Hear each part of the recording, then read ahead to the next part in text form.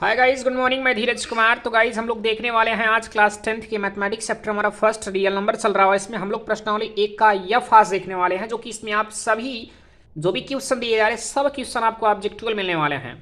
तो चलिए पहले क्वेश्चन को करते हैं। पहला क्वेश्चन में कहा जा रहा कि धन पूर्णांक 6a+5 मतलब 6a+5 से ठीक पहले आने वाला धन पूर्णांक क्या हो सकता है। तो हम देख पा रहे हैं कि यहाँ पर 6a+5 जो है और यहाँ 6a आपका जो कि कांस्टेंट रहेगा, या कह सकते हो ये आपका नहीं चेंज होगा। अगर हम पहले की बात करेंगे तो आपका ये घट जाएगा। ये आपका जो अगला संख्या 5 है, इसके पहले 4 होगा, इसके पहले 3 होगा। लेकिन अगर इसके कहता ठीक बाद पूछता तो यहाँ 5 के स्थान पर 6 हो जाता। तो हम यहाँ पर कह पाएंगे 6a+5 के ठीक पहले आपका 6a+4 मिलेगा। तो हमारे इस पहले क्वेश्चन में ऑप्शन नंबर आपका दूसरा सही होगा। और इसके बाद सेकंड में कहा जा रहा कि आपका कौन सा अपर में संख्या। तो आप देख पा रहे कि आपका एक अपर में संख्या है। और इसमें कहा जा रहा कि संख्या 4 कड़ी में 3 क्या है। तो हम देख पा रहे कड़ी में 3 एक आपका अपर में संख्या और ये परमेय है। जो परमेय को अपर में संख्या के साथ गुणा किया जाता है तो अपर में संख्या प्राप्त होता है। तो हम समझ पा रहे कि यह आपका एक अपर में संख्या होगा। इसके बाद हम सवाल नंबर चौथे में देखने वाले हैं। सवाल नंबर चौथे में कहा जा रहा निम्नलिखित संख्याओं में से परमेय संख्या होगी। तो हम देख पा रहे कड़ी में 5 एक अपर में, बट यहाँ पर कड़ी में जो 1 लिखा जा रहा है वो एक परमेय संख्या होगा। क्या होगा गाइस? परमेय, क्योंकि कड़ी 1 का मान 1 और 1/1 लिखने पर वो p/q के रूप में लिखा जा सकता है, इसलिए वो एक परमेय संख्या होगी। और यहाँ देखिए 9 1 का 9 और 9 4 13, कड़ी में 13 की वैल्यू आप समझ पा रहे कि अपरमेय संख्या ही होगा और ये भी आपका एक अपरमेय संख्या होगा। तो गाइस इसके बाद सवाल नंबर 5 में कहा जा रहा निम्नलिखित में से परमेय संख्या है। ये आपका परमेय संख्या नहीं है, परमेय क्योंकि डाट डाट करके लिखा जा रहा है, ये आपका आसान करके भी है। और इसके बाद कड़ी में 7 भी आपका एक अपरमेय संख्या है। और यहाँ पर देखिए 2.7373, अगर गाइज यहाँ पर बाहर कर देता है या डाट डाट करके लिखा जाता है ये आपका अपरमेय संख्या हो, लेकिन यहाँ पर ना तो डाट डाट किया और ना ही बाहर किया है। तो हम दशमलव हटाकर 2 2 4 2 6 नीचे 6 0 अर्थात 10 लाख लिख सकते हैं हम। और यह एक अपरमेय संख्या न होकर के ये परमेय संख्या बनाई जाएगी। और इसके बाद चौथे में ऑप्शन में कह सकते हो हमको केवल परमेय संख्या पूछा जाए तो हमारा ये क्या हो जाएगा? परमेय संख्या हो जाएगा। और इसके बाद गाइस हम सवाल नंबर 6वें को देखने वाले हैं। सवाल नंबर 6 में कहा जा रहा है कि 6वें वाले प्रश्न में ये कहा जा रहा है कि किसी पूर्णांक यम के लिए प्रत्येक सम पूर्णांक निम्नलिखित रूप का होता है। यदि हम यहाँ पर यम लिखी जा रही, जहाँ ये भी कहा जा रहा है कि अगर यम के स्थान पर अगर मैं जो भी नंबर रखूंगा, और यम हमारा नंबर क्या है? यम एक पूर्णांक है। अगर पूर्णांक का मतलब ये होता है इंटीजर जिसे आप कहते हैं, और यदि मैं इसके स्थान पर कोई धनात्मक संख्या या ऋणात्मक या जीरो कोई भी रखूंगा तो वही चीज़ मिलेगा। अगर क्योंकि यहाँ पर पूर्णांक का मतलब होता है धनात्मक, ऋणात्मक और जीरो, मतलब कोई भी पॉजिटिव हो या इंटीजर हो, कोई पॉजिटिव हो या निगेटिव या जीरो भी हो। तो यहाँ पर यम के स्थान पर अगर हम सम संख्या रखेंगे तो हमें सम संख्या मिलेगा, और विषम संख्या रखेंगे तो विषम संख्या मिलेगा, और जीरो रखेंगे तो केवल हमें जीरो मिलेगा। लेकिन यहाँ पर हमें सम संख्या पूछी जा रही तो हमारा ये ऑप्शन नहीं सही होगा। ऑप्शन नंबर ये आपका सेकंड में m+1 करके दिया जा रहा है। m+1 मतलब यम के स्थान पर कोई पूर्णांक रखते हैं, जैसे मान लीजिए 1 रखते तो 1 में 1 ऐड करेंगे 2 मिलेगा, और 2 हमारा एक सम संख्या होगा। चलिए ठीक है। अगर हम यहाँ पर 1 यम के स्थान पर 2 रखते हैं, 2 और 1 करेंगे, 2 1 3, 3 एक क्या है? विषम संख्या। इसमें सम बन रही है, इसमें विषम। अब इसके बाद अगर मान लीजिए 3 रखते हैं, 3 धन 1 1 4, तो हम यहाँ कह सकते हैं कि यम का मान कुछ भी रखने पर हमको केवल सम संख्या मिलनी चाहिए, लेकिन हमें यहाँ सम और विषम दोनों मिल रहा है, तो हम कह सकते हैं ऑप्शन सही नहीं होगा आपका। तो इसके बाद दिया जा रहा है आपका 2 यम करके, और 2 करने के बाद यम के स्थान पर मैं कोई भी संख्या अगर रखूँ, इंटीजर में कोई भी संख्या, चाहे धनात्मक हो चाहे ऋणात्मक चाहे जीरो करके हो, और रखने पर अगर हमें हमेशा सम संख्या, सदैव सम संख्या मिलेगी, तो ऑप्शन नंबर आपका ये सही होगा। चलिए यम के स्थान पर अगर 1 रखेंगे तो 2 1 का 2, और 2 एक सम संख्या है। अगर मैं यम के स्थान पर 2 रखूँगा, 2 दूनी 4, और 4 भी एक सम संख्या है। और इसके बाद अगर मान लीजिए मैं 3 रखता हूँ तो यम के स्थान पर 2 गुणे 3 करेंगे, 2 3 6, और देख पा रहे कि आपका ये भी सम संख्या, ये भी सम संख्या और ये भी सम संख्या है। तो इसका मतलब यह है कि आपका यम के स्थान पर या 2 यम करके जो ऑप्शन दिया जा रहा है, ये 2 यम जो है वो सम पूर्णांक के रूप का होता है या हो सकता है। तो हम ऑप्शन नंबर हमारा ये वाला सही होगा, तीसरा करके। सवाल नंबर तीसरे में कहा जा रहा है कि किसी पूर्णांक यम के लिए प्रत्येक विषम पूर्णांक निम्नलिखित रूप का होगा। जैसा कि इसमें सम कहा गया, इसमें आपका विषम करके दिया जा रहा है।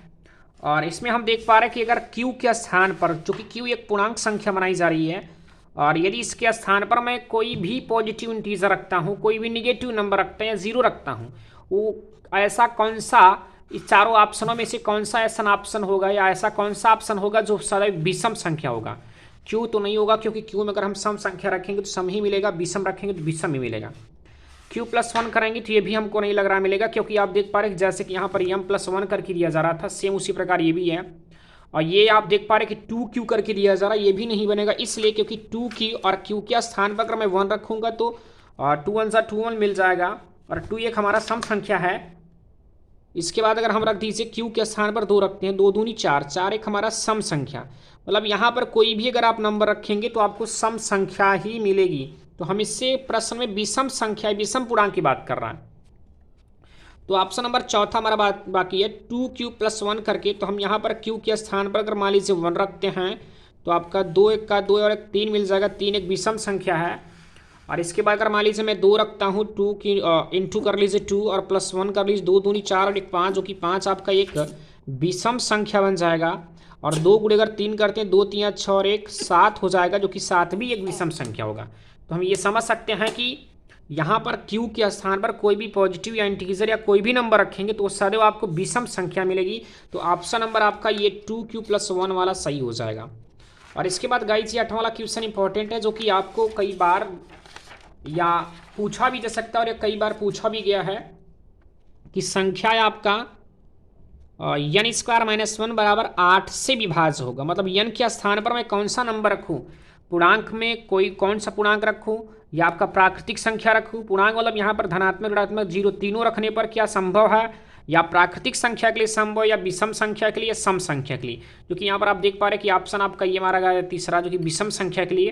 क्योंकि कोई भी संख्या मैं यहाँ 1 रखूँगा तो 1 का वर्ग करने पर 1 ही मिलेगा, और 1 में से घटाने पर 0 मिल जाएगा, और 0 जो है वो 8 को विभाजित कर देगा। चलिए ठीक है। इसके बाद तो हमें विषम संख्या अगर मान लीजिए कोई रखते हैं, विषम मतलब जैसे अगर समझ पा रहे हैं कि विषम संख्या क्या होती है।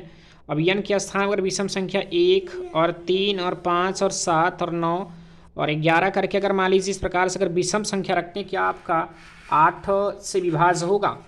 n के स्थान पर 1 करेंगे तो 1 का स्क्वायर मिलेगा आपको 1, और 1 से घटा देंगे 0, जो कि 0 आप 8 को विभाज्य कर देगा। चले 3 रखते हैं, 3 का स्क्वायर -1 कर लीजिए, 3 का स्क्वायर करने पर 9 मिलेगा, 9 - 1 जो कि 8 मिल जा रहा है, और 8 को विभाजित कर सकता है। और इसके बाद अगर हम 3 रखते हैं, इसमें n के स्थान 3 रखा तो ये मिला। अगर 5 रखते हैं तो 5 स्क्वायर -1, 5 का स्क्वायर मिलेगा आपको 25 और -1 जो कि 24 मिल जा रहा है। और 24 भी आप देख पा रहे कि आप 8 को ये विभाजित कर देगा, या 8 24 को विभाजित कर सकता है। ऐसे अगर आप 7 रखना चाहेंगे, 7 7 49, 49 में 1 हटाएंगे 48, और 8 जो है वो 48 को विभाजित कर सकता है, क्योंकि 8 6 48 होता है। तो हम यहाँ कह सकते हैं कि हमारा ऑप्शन नंबर तीसरा करके सही होगा। और इसके बाद गाइज यहाँ पर 9वां क्वेश्चन जो है, इसमें यम की वैल्यू पूछी जा रही है कि 65 HCF, और यहाँ CM की वैल्यू पूछी जा रही है। तो हम 65m - 117 करेंगे और इन दोनों का HCF करेंगे, जो मिलेगा इसके बराबर कर दीजिए, और -117 पक्षांतर करेंगे, और यहाँ CM की वैल्यू आपको 2 मिल जाएगा। और सॉल्व कर लेंगे क्योंकि सिंपल है क्वेश्चन। और इसके बाद इसमें आप देख पा रहे हैं ये क्वेश्चन आपका एग्जाम्पल एक्सरसाइज आपका 1.1 की तरह है, या 1 का A की तरह है। इसमें भी आप देख पा रहे हैं क्वेश्चन कैसे करेंगे। यहाँ 70 और 125 विभाजित करने पर क्रमशः शेषफल इतना है। तो 70 में से आप 5 घटा दीजिए, 125 में से 8 घटा दीजिए, जो बचेगा उनका हम भाग विधि से यानी HCF निकालेंगे। HCF जो मिलेगा वही आपका HCF नहीं गाइस, हमें LCM करनी होगी, और LCM करने पर जो मिलेगा वो हमारा आंसर हो जाएगा। अब मान लीजिए मैंने कहा यहाँ से वह बड़ी संख्या ज्ञात कीजिए जिसमें 70 125, मैंने कहा 70 में आप 5 घटा दीजिए, 125 में से 8 घटा दीजिए, जो मिलेगा यहाँ पर बड़ी संख्या पूछ लिया, मतलब हाईएस्ट कॉमन फैक्टर, मतलब हमको इस HCF ज्ञात करना होगा, और जो मिलेगा वो आपका आंसर रहा। 11वें क्वेश्चन में कहा गया कि A और B करके दो आपका धनात्मक पूर्णांक है, और A के स्थान पर ये, B के स्थान पर ये। तो हमें यहाँ HCF पूछा जा रहा है, तो HCF आप कैसे ज्ञात करेंगे वो चीज़ मैं आपको समझा दे रहा हूँ। A बराबर लिखा जा रहा है कि आपका x क्यूब वाई क्यूब, और इसके बाद आपका B बराबर करके लिखा जा रहा है आपका एक्स वाई क्यूब। हमें यहाँ इसका HCF पूछा जा रहा है, तो हम HCF कैसे निकालते हैं गाइज, ये आप देखिएगा, क्योंकि ऐसे क्वेश्चन पूछे भी जा सकते हैं आपको बोर्ड में। तो एक्स क्यूब और वाई क्यूब के स्थान का खंड करेंगे तो हम लिख सकते हैं यक्स को 3 बार लिख सकते हैं और वाई को भी 3 बार आप लिख सकते हैं, वाई गुड़े वाई। और इसके बाद यहाँ एक्स वाई क्यों लिखा जा रहा है, तो यक्स को 1 बार लिख सकते हैं और वाई को 3 बार लिख सकते हैं। और एचसीएफ का मतलब होता है कि जो उभयनिष्ठ यानी कामन हो। तो देख पा रहे यक्स और यक्स कामन है, और इधर से आप देख पा रहे 3 वाई भी आपका एक दूसरे से उभयनिष्ठ यानी मिल भी रहा है। तो यहाँ से 3 वाई और एक यक्स हो, यानी यक्स वाई क्यूब आपका क्या होगा गाइज, एचसीएफ मिल जाएगा। और अब देखिए ऑप्शन नंबर इसमें जो भी मिलेगा x y cube, sorry guys यहाँ पर हमें क्वेश्चन में यक्स क्यूब वाई स्क्वायर करके दिया जा रहा था। यहाँ वाई स्क्वायर तो हमें ये 2 ही वाई होगा और हमें यहाँ से 2 ही वाई मिल पाएगा। तो यहाँ देख पा रहे कि आपका वाई स्क्वायर मिलेगा। तो हमें ऑप्शन नंबर हमारा ये सही हो जाएगा। और इसके बाद हम इसको भी इस प्रकार से कर लेंगे, और करने पर जो भी ऑप्शन मिलेगा आप दिखा सकते हैं। और बार हमें क्वेश्चन में कहा शून्येतर परमेय संख्या और एक अपरमेय संख्या गुणनफल। तो इनमें से ये कहा जा रहा है कि अगर हम किसी, तो हमें यहाँ से अगर देखा जाए तो मैंने कहा कोई भी अगर शून्येतर मतलब शून्य को छोड़कर जो भी संख्या होती हैं, यदि मैं उसको किसी अपरमेय संख्या के साथ गुणा करूँगा तो सदैव हमें अपरमेय संख्या ही मिलेगा। तो हमारा ये ऑप्शन सही हो जाएगा। और 1 से 10 तक की संख्याएं में से सभी संख्याओं की विभाज्य से न्यूनतम संख्या होगी। तो देख पा रहे हैं 2520 मिलेगा। और 15 वाले क्वेश्चन में आपका ऑप्शन क्या रहा है, इसका अगर हम दशमलव